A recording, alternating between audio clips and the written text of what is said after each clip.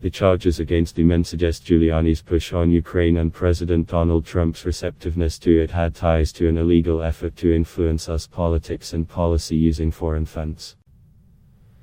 The indictment involves two people central to the impeachment inquiry in the House. The two Giuliani-linked defendants, Igor Fruman and Lev Parnas, were detained at Dulles International Airport outside of Washington on Wednesday and are scheduled to appear in court in Virginia at 2 p.m. at Thursday. Overall, 4 men were indicted Thursday on 2 counts of conspiracy, 1 count of false statements to the Federal Election Commission and 1 count of falsification of records.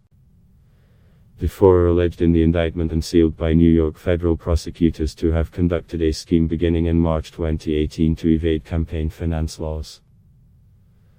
Along with Fruman and Parnas, Andrei Kukushin has been arrested and is expected to appear in court Thursday in the Northern District of California, according to the Manhattan U.S. Attorney's Office. The 4th man, David Correia, hasn't been arrested. All 4 are US citizens, according to the indictment. Parnas was Giuliani's fixer in Ukraine, introducing him to current and former officials as far back as 2018, according to CNN's reporting. Starting in November 2018, Giuliani told CNN, Parnas and Fruman introduced him to former and current Ukrainian officials who provided information that Giuliani claims is damaging to some of Trump's political enemies, including Biden. House Democrats have subpoenaed documents from Giuliani relating to those interactions. The request from Congress is the second set of subpoenas linking Giuliani and other Trump affiliates to Parnas. The first set, part of a lawsuit filed in federal court in Florida earlier this year, sought Parnas' financial records and included a request for any work he may have done on Giuliani's behalf. They gave hundreds of thousands in donations to a Trump-allied super PAC, according to the Miami Herald. The Wall Street Journal first reported the arrests. Fruman and Parnas asked a US congressman to help get the US ambassador to Ukraine fired at the same time that they were committing to raise tens of thousands of dollars for the congressman's re-election effort, according to the indictment. Parnas made their request to the congressman, who is not named, in part at the behest of one of more Ukraine government officials, the indictment states. The ambassador at the time, Marie-Louise Yovanovitch, was eventually recalled in May after earning the ire of Trump and other conservatives, who viewed her as biased against the president.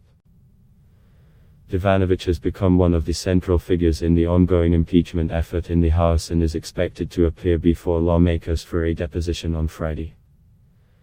As they sought to raise a promised dollar for the congressman, Fruman allegedly made a donation to the lawmaker in Parnas' name to skirt limits on individual donations, in violation of campaign finance law, the indictment says. America First Action, the super PAC, told CNN in a statement they have not used the donation made by the men.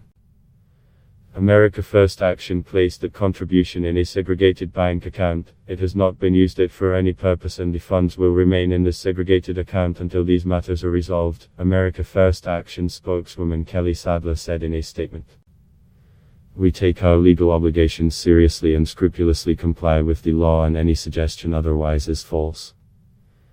Puchtra marijuana retail license. As part of the alleged scheme revolved around an effort to curry favor with politicians who could help them win licenses for a retail marijuana business they hoped to establish.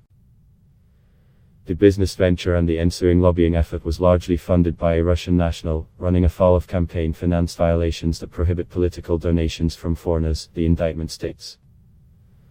The Russian is not named but identified in court documents as a businessman. At one point, Kukushin is quoted in the indictment discussing ways to hide the funders' Russian roots, because of the current political paranoia about it. Parnas and Fruman, as well as the 2 other defendants, are said to have drafted a chart that outlined a multi-state license strategy, planning for $1 to $2 million in political donations to federal and state committees that were backed by the Russian national. The foreign national eventually made wire transfers totaling $1 million to Fruman and another unnamed individual last year, and the defendants used those funds to make donations to a number of political candidates in Nevada that they thought could help further their plans for the marijuana business, the indictment says. CNN's David Shortell and Mike Warren contributed to this report.